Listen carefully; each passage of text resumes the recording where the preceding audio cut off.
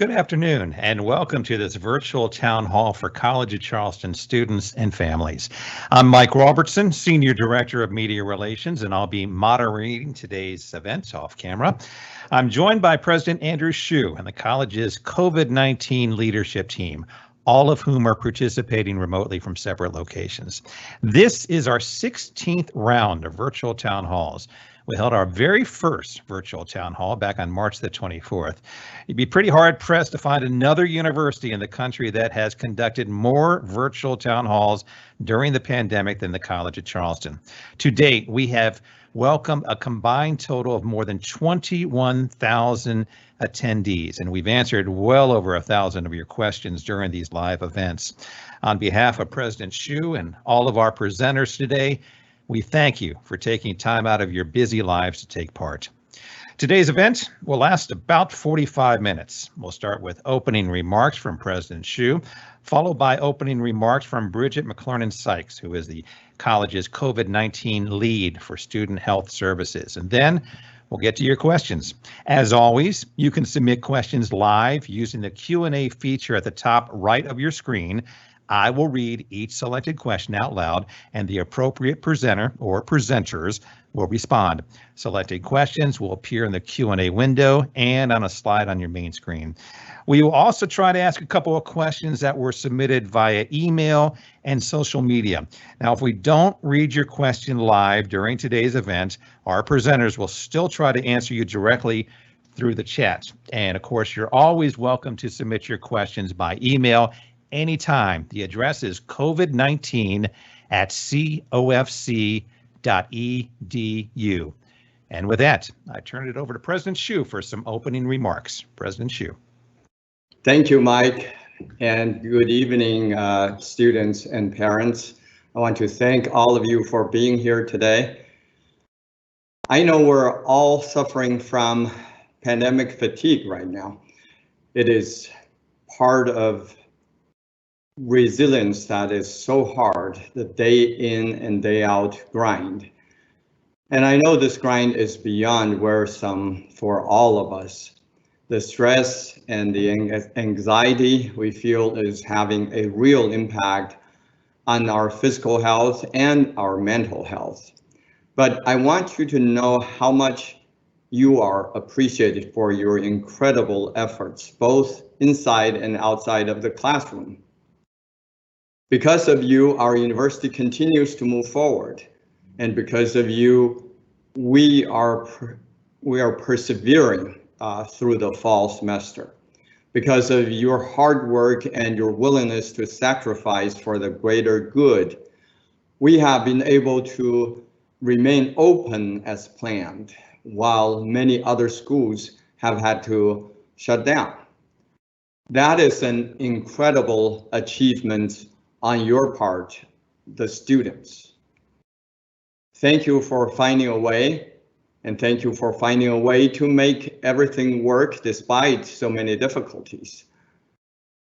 Even in this pandemic, when things look dark, there are bright spots. In fact, there are several thousand bright spots in all of our students' achievements. So I beg you to indulge me for just a moment as I share two of them. First, you may have seen geology major Addie Miller's research featured on the Late Show with Stephen Colbert in late October. Her research into the megatooth shark gave Colbert a reason to play that earworm song, Baby Shark. Addie, who graduated in 2020, worked with faculty members out of our Mace Brown Museum of Natural History to do research on a megatooth shark nursery located just a few miles from the campus.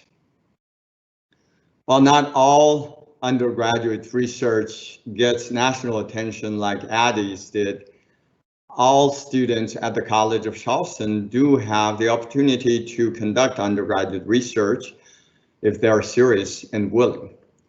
I encourage you to reach out to faculty members or department chairs if you're interested in doing a deeper dive into your field of study or area of passion.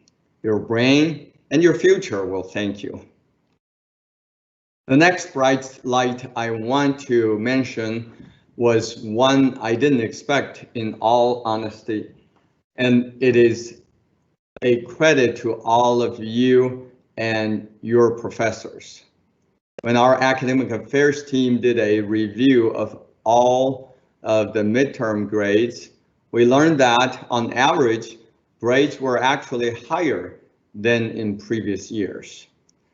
I know that is an average score and doesn't reflect individual performances, but it does showcase in real numbers the ability and talent of our students as a whole. You are making the most of a very, very tough situation. There are so many other bright spots that I could spend all night talking about, whether it's about our theater and dance students live streaming performances, or our graduate students presenting their thesis studies in 3-minute presentations, or our students leading virtual service projects, or our student clubs hosting social distance get-togethers and discussion groups. Even in a pandemic, our students show that meaningful interaction can and does happen. In true Cougar spirit, they have found a way, and that inspires me tremendously. And with that, I will turn things back over to Mike to answer some of your questions. Mike? Thank you, President Hsu. Let's go ahead and go to Bridget. She wanted to make some opening comments too. Bridget? Hey, everybody. I just wanted to begin by echoing what President Hsu was just saying. I wanted to take a moment to express our thanks to all the students and family that have chosen to forge ahead with us and make the most of what has been a truly historic semester. I also wanted to thank all the students who are willingly complying and cooperating with all the guidelines and protocols that have been set in place, and they were designed to keep us on campus and maintain a safe learning community. I know at times it's been very different from what people usually think of the college experience as being, and that at times it's felt isolating, but by doing your best to wear a mask, keep your distance, interact in small groups, and practice good hand hygiene, we have slowed the spread of virus on our campus and into the Charleston community. It hasn't always been easy, but the results have been important. With that in mind, I wanted to share that we have been consistently monitoring compliance here on campus, and I'm happy to report that at the heart of the campus, our observers have noticed that nearly 90% of people are wearing their masks properly throughout the month of October. We also have staff that circulate on campus and remind those who are not wearing a mask to please put one on. You might think that that would not go so well, but our experience is that the students are readily comply. Now, with case counts rising across the country and across the world, it's time to double down on our efforts and be mindful of preventing COVID infection. If you do feel sick, become positive, or are identified as the close contact of a positive case, it's more important now than ever that you remove yourself from interacting with others as soon as possible to prevent passing on the infection. If you live in campus housing, we have a plan in place and a team of people to take care of all students who are in isolation or quarantine throughout the rest of the semester, including Thanksgiving break. For those students living off campus and living in Charleston, Student Health Services staff will do daily check-ins with anyone who's in isolation until the end of the semester.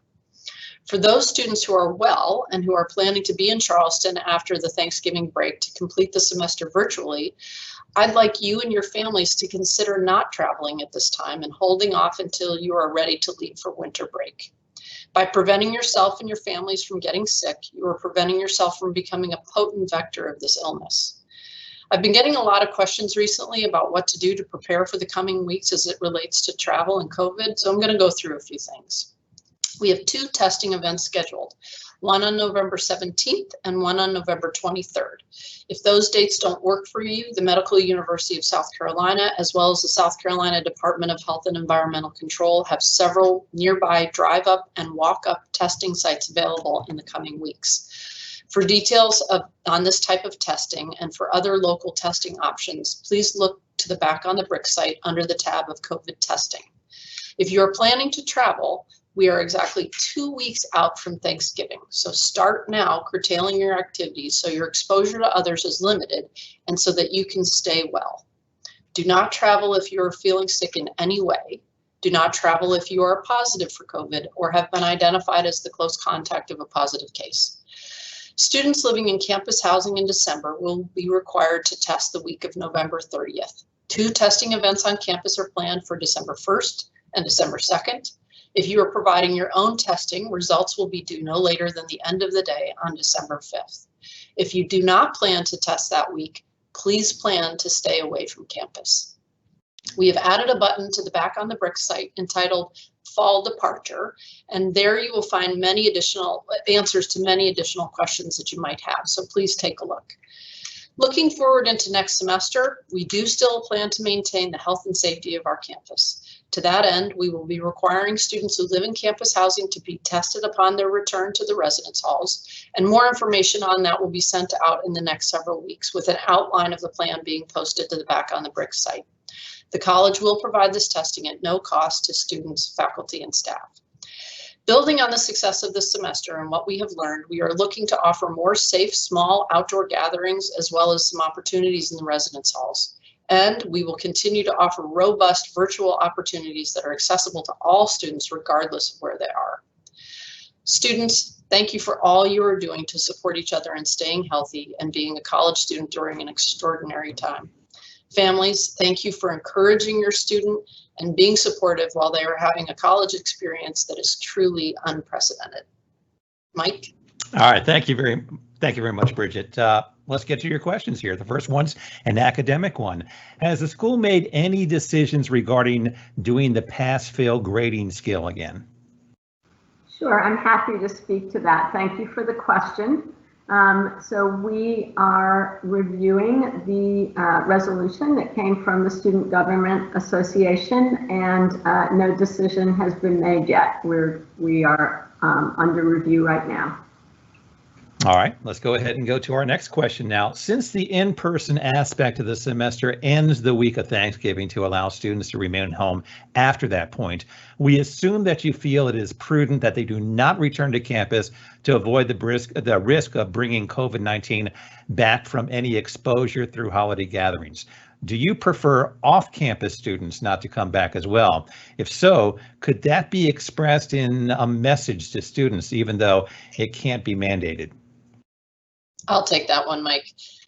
So I'm hopeful that more than a lot of people today have seen the message. So I obviously just shared that on this part of the Back on the Brick site that I mentioned. We do go through that. There are some students who, because of internet access at home or certain situations in their home environment, it makes it difficult for them to study at home. So there are students that really do prefer to stay near or on campus until the end of the semester so that they can do well on finals. But I will say that, we do encourage students not to travel during this time if they are planning on coming back. That is the safest thing to do, and that is what is consistently being put out by all health experts. All right, thank you, Bridget. Next question, is there a chance that students will be all virtual next semester, second semester? So Suzanne Austin again. There's always a chance that something like that could happen if things were just dire with the pandemic. Right now, our plan is to start the spring semester as planned on campus on January 11th, with move-in leading up to that. But we also are developing a contingency plan that would resemble what we did this semester, where we started the first 3 weeks of the semester online. Obviously, it's much too early to determine whether or not we would need to implement such a plan, but the plan is under development and we would be prepared to pivot quickly if circumstances warranted. All right. Before I get to my next question, I want to tell you too that we are taking some questions from the COVID-19 email and social media, and we'll take one coming up after this next question. Next question is then, when will on-campus students be able to select their move-in day and time for January? Hey, Mike, this is Amy Orr from Campus Services, and students who are currently living on campus can go ahead and select their move-in day and time slot for January. Move-in will be happening January 7th through the 10th, and students need to go into the My Housing dining portal to select their time slot now. Students who are on campus now will also need to select a departure date and time as well in the My Housing portal. All right, let's get our next question from social media. This incidentally is from Instagram. I'm curious to see what overall grades from the last normal fall semester look like compared to the COVID fall semester for both freshman CFC and freshman Bridge. So I'm happy to address that. I think that President Hsu did a great job talking about this in his introductory remarks. And we did do a comparison of midterm grades this semester as compared to last fall and the previous fall. And as he reported, we were very pleased to see that students are doing as well as, or in some cases better than at this point in a more normal, if you will, fall semester. So congratulations to all the students who've been working so hard and the faculty members who've been working really hard to ensure that students are learning. All right, thank you, Provost Austin. Housing question now. My daughter is in a double room by herself and was asked to remove all of her belongings from the other side of the room because she might be sharing her room for the spring semester. Can she keep her single? Can she keep her room as a single? So, hey, Mike, this is Amy again. So for the spring, we're going to maintain our reduced residential density standards that we set forth in the fall. If your student is in a room that is currently double occupancy, have a roommate, it is possible that she would be assigned a roommate for the spring semester, which is why we ask students to move their belongings over to one side. We are allowing students to request room changes now. They can do that in the My Housing portal. So if your student would like to move to a room that is single occupancy so that she is not assigned a roommate for the spring, she can certainly go in and request a room change, and we will do our best to accommodate that. All right, thank you, Amy. Let's get to one of the important questions. What day do classes resume in January? Classes resume January 11th, and we're all looking forward to it. All right, next question here. What campus resources are available to students who are struggling with mental and emotional issues, lack of motivation, anxiety, depression right now? So Mike, I'll take that. Michael Duncan here in Student Affairs. So in the Counseling Center, which is located in Robert Scott Small, Suite 300, the office is open Monday through Friday, normal business hours, so a student can call to schedule an appointment. We have 8 counselors that are working virtual counseling. We do have some opportunities with a Zoom room, so if a student needs a private place, they can come to the counseling center and we can keep them socially distant and put them in a room where they can have a virtual session with a counselor. We also do have a part-time psychiatrist who's doing 20 hours a week. So we probably are running, in addition to office staff that are there every day, we have 2 counselors that are actually in the space every day as well. So there's staffing virtually, and then there's also on-site as well. In addition to that, we do have some online therapy options called TAO, and then Students for Support, which is our peer group, which deals with, they can text and get some support on adjustment issues with some of our student peer leaders. Thank you, Michael. A couple housing questions coming up now. First, my daughter has requested to transfer to another dorm for second semester. Is there a possibility she can move her belongings to her new room prior to December 15th so we don't have to bring everything home for the holidays? Hey, Mike, this is Amy again. So we will do our best to work with students who have requested a room change to allow them to move their belongings before leaving for winter break. However, keep in mind it isn't always possible because the space may be occupied by another student who hasn't moved out yet, or it may not be ready for occupancy, but we will certainly do our best to work with students on room changes before they leave. All right, another question here. Do you anticipate allowing guests in dorm rooms second semester? Hey, Mike, this is Molly, the Director of Residence Life. I'm happy to take this one. So actually, we do anticipate allowing guests second semester. So we are going to allow students who live in the same building to visit each other. We'll have limits on how many students can be in a room, and as well as visiting hours. There will be no overnight guests, but for students who live in the same residence hall, they will be able to visit each other in the spring. Great news. We'll get to one of those COVID emails. We got a lot of them to get to. We'll get to that after this next question here. The next question is, what was the reasoning in not opening the community kitchens in the resident halls, but still opening some of the common areas? Hi, so I can take that one again. Melantha Ardrey again. We consulted with our health professionals on campus. We looked at CDC guidance, and we also listened to our students who want more opportunities to see each other in person in small groups. So what we determined about kitchens is there is a higher risk of transmission in those spaces. You have to remove your mask to eat food. There's a higher risk of sharing either utensils or cookware, and it is a challenge to keep those spaces clean in between use. And what we wanted to do was open up the lounges as a first step, and we have spaced out the furniture in there. We've provided sanitizing wipes. Students will be required to wear masks. So we really wanted to give students that opportunity, but do it in a low-risk environment. We're going to continue to monitor the situation with kitchens. We certainly, once it's safe, are excited to open those back up again too, but we open the lounges as a first step. All right, great. Let's get a COVID email. That address, by the way, is covid19@cfc.edu. You can submit your questions anytime, and we'll get you an answer. But let's go ahead and answer one of the questions that came up earlier today. I would like to live with one of my friends in another resident hall. Am I able to change my resident hall assignment for the spring semester? Hey, Mike, this is Amy again. So yes, we are allowing students to request a room change for the spring semester. They need to submit an application for a room change in the My Housing portal, and they need to do that by Monday, November 16th. So it's important that they go ahead and do that and apply in time so that we can do our best to accommodate them, while we're also trying to accommodate students who want to live on campus who currently are not.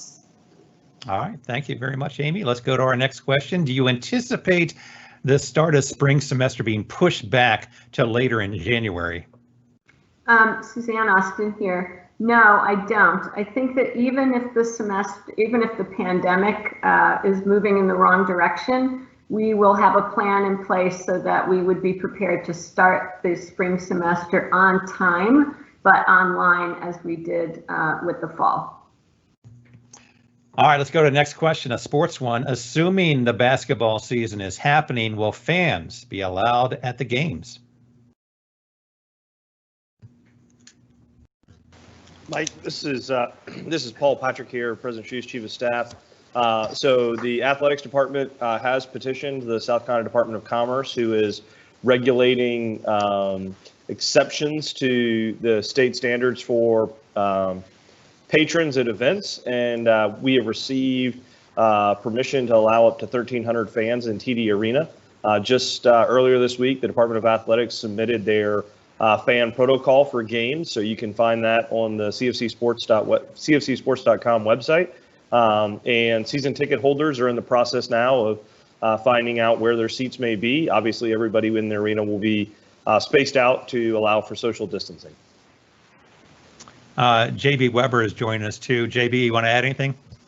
No, Paul pretty much covered it. I will say that we are actively working. I'm assistant athletic director. We're actively working on our flow plans and the seating charts. And as Paul said, season tickets holders will be finding out what's moving forward, and we're excited to have the opportunity to have fans. Our first game will actually be at home on December 2nd, and the team will travel to the University of North Carolina. The men's team will travel to the University of North Carolina to play the Tar Heels on the 25th of November. Also, the one thing that I will add is that on the women's side, we will not be ticketing this year. So if you want to come in to the arena and see some great women's basketball with Coach Harmony and the ladies, that will be a great option available as well. We'll still have all the same protocols, but that will be free of charge this year. All right, it's great news. All right, let's go ahead and get to our next question here. How many students are currently living in the Charleston area? To put it another way, how many came back for in-person classes? I'm trying to understand the data from testing events and how many cases that might indicate in the campus area. Thanks. So, Ron, this is Paul. I'll take the first shot at this, and then maybe Bridget might want to follow up. So right now we've got about 10,000 undergraduate students enrolled at the College of Charleston. As Amy has pointed out, we did kind of a de-densification plan in the residence halls. The residence halls are designed to hold a little over 3,000 students, and I think we have about 2,600 in the halls. Amy, correct me if I'm wrong on that number. We believe that certainly not all 10,000 students are in the Charleston region, but we feel like the vast majority of them are in the Charleston region. We do know that even though we opened residence halls a little bit later than when we started school, many of those students that lived off campus had leases that began on August 1st, and they went ahead and moved into the Charleston region. And so I don't know that I can give you an exact number of how many students are still in Charleston. I think it's a fairly transient number, and some students come and go. But we do think the majority of our students are in the region. Yeah, Paul, this is Amy. I'll just add, we currently have about 2,100 students living on campus. Thank you, Amy. All right, thank you, Amy. Stick around. I think this one's for you too. Do you plan to open the food court in the Stern Center in the spring so that the students can utilize the maroon meals?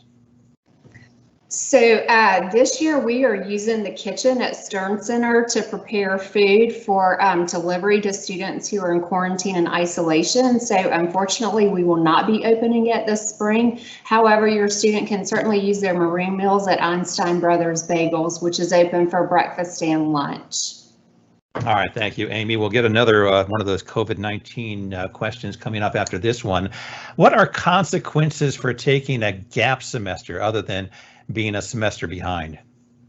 So this is Suzanne Austin. I'll start this off, and then if there's somebody from admissions or financial aid on, I think it would be helpful. So there may be consequences for scholarships, and I will let someone else speak to that. But I would say in general, other than being a semester behind in terms of credit hours and making progress toward degree completion, what I've seen over the many years that I've been in higher education as both a faculty member and administrator is a loss of motivation and a loss of momentum. And so many times when students decide to take a gap semester, they're thinking they're going to stop out for a semester, and then life intervenes and sometimes years go by before they're ever able to return. So I think that from an academic perspective, my concern would be about the loss of motivation and the loss of momentum. But there are also scholarship implications. So if someone else wants to jump in on that, that would be helpful. Sure. Thank you, Provost Austin. This is Amy Takayama Perez, Vice President for University Marketing and Enrollment Planning. I would echo Provost Austin's recommendation to just make sure that your students are please working with their academic advisors and faculty first to talk about if that is actually the right step for them. And then also to look at the website, the Center for Academic Performance and Persistence, and I'll put that here in the chat as well. But there are a series of things that you want to make sure, and checking scholarship eligibility and financial aid is one of those. So before making that decision, we definitely want to make sure that we work with you on what all those possibilities are. All right, anybody else want to chime in? No? Okay, let's go ahead and get to our next question here. This is from the COVID-19 at cfc.edu email. It says, I will be staying on campus over Thanksgiving break. Will dining locations be open? Hey, Mike, this is Amy again. So the answer is yes. We will have a variety of locations open with modified hours the week of Thanksgiving break. Meal swipes will be accepted. We're also excited to be offering a holiday feast at Fresh Food Company on Thanksgiving Day. And it will include a special vegan station along with the rest of our lunch buffet offerings. Like I said, students can use their meal plan at some of our locations, including Fresh Food on Thanksgiving Day, along with other forms of regular payment. All right, let's go to our next question here. It's a COVID question. The percentage of positive cases jumped last week. How does this influence the college's decision going forward? I'll start with that, and there may be others. Paul may want to weigh in on it. So yes, we are paying attention to the fact that those numbers jumped, and it kind of echoes what's going on in the community and in the country at large. So we are paying attention to that and want to make sure that the decisions that we're making are in line with the health and safety of the campus community. All told, it's not a huge number, but we definitely don't take any numbers of positives as trivial. So we are making sure that we are following up with our isolation and quarantine protocols and making sure our contact tracers do a really thorough case investigation so that we know who to contact and ensure that we maintain as much of the health and safety of the campus that we possibly can. Yeah, so, yeah, Mike, the only thing I would add to Bridget's comment is, I think the other thing that worries us a little bit is just given the timing of it. We know we're coming up on a travel season, and we know that our students are going to move about the country to go back home and to see family. And so we're trying to message as best we can to students that are on this call, or please, parents, communicate to your students. There's going to be a number of testing opportunities over the next couple of weeks, some of them here on campus, some of them at other locations downtown Charleston that will be available and open to them. We encourage them, please go get a test before you travel, so you know if you're safe to travel. So we're monitoring it. We're worried about it. We're looking at kind of where the numbers are but particularly given that we're headed into the Thanksgiving holiday. So, go ahead. Sorry, this is Andrew Hsu. I also want to say that for sure we're concerned and we're monitoring it, but if you compare our current level to where we started at the beginning of the semester, this is a much lower level than what we have seen at the beginning of the semester. So while we're concerned and we're trying to improve, but we're not overly concerned. All right, thank you, President Hsu. Let's go ahead and get to our next question. If a student reaches out to professors expressing problems with mental health and asks for an extension, shouldn't the teachers be more understanding of this? My child's professor gave a 0 even though she emailed about her problem and asking for an extension. What options are available to her? Sure, I'm glad to speak to this, and I certainly understand your concern about your student and any mental health issues. We know that our students have been under tremendous strain this semester, as have the faculty. But what we've been telling students is that obviously the first place is to start with the faculty member. If the situation is not resolved, then the next step would be to talk to the chair of that academic department and raise the issue. I will also say, as I've said on these town halls in the past, that ultimately if folks have concerns, they're also welcome to get in contact with my office too. But I understand your concern, absolutely. All right, let's go to our next question, which actually is not a question. It says, I agree with the introduction. I am so impressed with all of the town halls you've held since early March. I didn't realize there have been 16 of them. I'm so grateful my student chose to attend the College of Charleston. Well, we are too. Thank you for that. Next question here. If you had been granted a scholarship, will it be forfeited if you choose to take a gap or a break and take a semester off? In other words, will your scholarship be forfeited? Thank you for everyone's constant support of our students. I know we've talked about this, but anything else you want to add about this? Mike, this is Amy Takayama Perez again. I just put the link in for our Office of Financial Aid. And so again, back to our previous question, please just make sure that you reach out to us so we can talk about your options before perhaps even taking that gap semester. And then depending on your scholarship and financial aid package, we can work with you on your individual situation. All right, great. We'll get to another COVID-19 question after this one. Why can't a student in the room next room down, visit their neighbor's room? Given that they are already breathing the same air, it seems odd and doesn't match any other college plan I know of. Hey, Mike. I'm happy to answer that. So as I mentioned earlier, we are going to be allowing visitation in the spring for students who live in the same building. So that will be possible. And we are going to be also providing roommates with some resources to talk to each other to make sure everyone is at the same comfort level with having visitors. And they will not be able to stay overnight, but students, again, will be able to visit each other in lounges or study together there. So we will have increased opportunities for that in the spring. All right, next question comes from the COVID-19 email. How likely would it be that spring semester has an option for hybrid learning synchronously online? Will it be a hybrid, or will students be required to return to campus for in-person classes? Great question. So I think that right now, given our current planning, we are looking at offering the several modalities that we've used this fall, which would be fully in person, hybrid in person, online synchronous, and online asynchronous.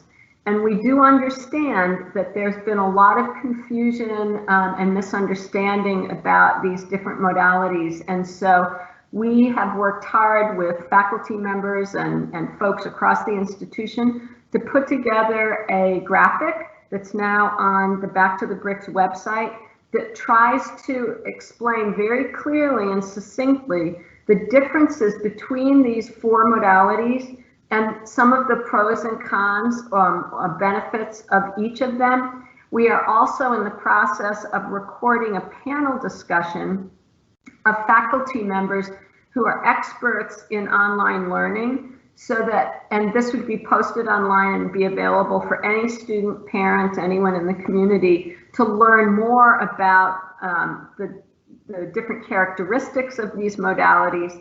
And finally, we're also working on an asynchronous learning unit that we would make available to students and parents so that they could go in and see what this type of learning modality actually entails. I mean, one of the things that we've heard from some parents is that students are being asked to teach themselves. And in point of fact, asynchronous or active learning is very different than some of the more traditional forms of learning.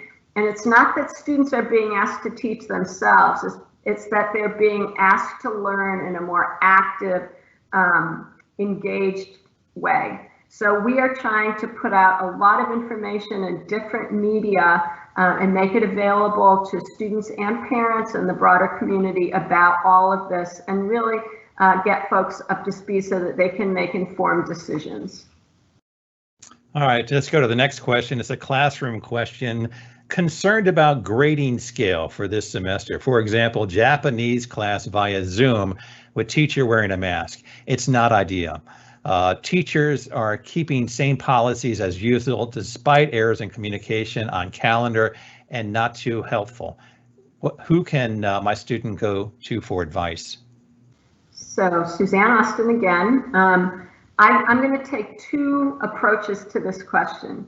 And one is, as I said just a minute ago to a previous question, if a student has concerns about something that's related to the class, the first stop is with the faculty member. If it's not resolved there, the second stop would be with the department chair. And again, students are more than welcome to get in touch with my office.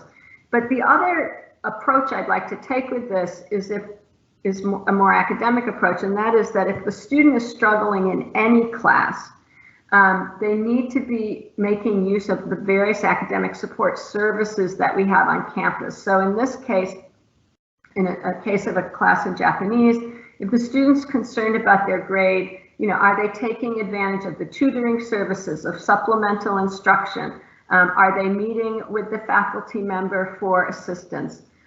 So really looking at this from two different perspectives, but great question. All right, we have a few more minutes, so let's go ahead and get through some of these more questions we have here. Are you concerned with lockdown browser privacy problems? I'll take that. My name is Mark Staples. I am the Chief Information Officer, but also responsible for the technology on campus, the teaching learning team, as well as the privacy on the campus. We are not concerned. We've done a lot of research with respect to lockdown browser and lockdown monitor. The only folks who have access to that information are the faculty that the student is engaging with. So there is essentially what that means is that the faculty member that has been engaging with the student through Zoom is also the only person who can access that information, and artificial intelligence is used to notify the instructor if there's anything going on. So it's not like the faculty is actually watching that person take the exam. But we are very concerned about the privacy of our students, and so we took that into consideration when we made the selection. All right, thank you, Mark. Let's go ahead, Amy Orr. This seems like this is for you. My student is in a single occupancy room in Liberty. Will that remain as is for the spring semester? Yes, it will. As I mentioned earlier, we're going to maintain the de-densified model. So if your student's room is currently a single occupancy room, it will stay that way for the spring semester. All right, couple more questions here. Will the college accurately post which classes are online and which ones are in person and stick to those promises? So we will accurately post which classes are online and which are in person, as we've done, and we will attempt to stick to those classifications. One of the things that has happened this semester is that faculty members and students have had to respond to the pandemic. And so there have been instances related to the health of either students and or faculty members where there's been a decision to move the class from, say, a hybrid format to a fully online synchronous format. But to the extent of, outside of those sorts of considerations, yes.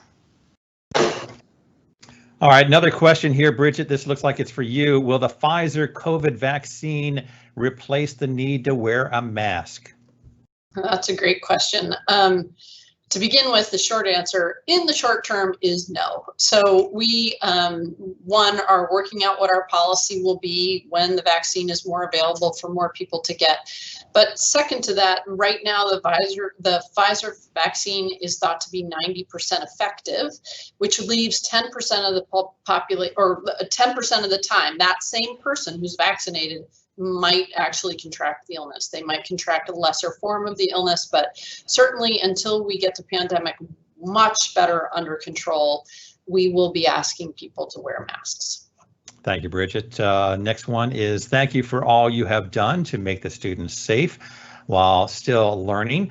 I know it's not been easy for any of you, but please know how much we appreciate all that you've done. Thank you very much. And one more question here.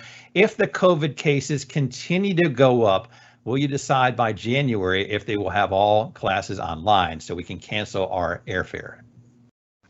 Absolutely glad to take that. So as I've said, we will be monitoring this situation very, very carefully. And the closer we get to the end of the calendar year, we will be planning to make a decision as early as possible. I think for the fall, the decision was made several weeks before the decision to implement the first 3 weeks online was made far enough in advance so that people were able to adjust their travel plans. And so we will absolutely be staying on top of this and let you know as soon as there's a decision. Thank you, Provost Austin. And that concludes the Q&A portion of today's event. I wanted to remind our audience that you can stay up to date on the College of Charleston news by visiting our university news site. It's the College Today, and you can find it at today.cofc.edu. For details on the college's COVID-19 response and the plan, please visit Back on the Bricks website. You can find that at go.cofc.edu/bricks. President Hsu had to leave the town hall early because of another engagement, but on behalf of President Hsu, I want to thank all of you for joining us. We look forward to speaking to you again soon. Have a great evening.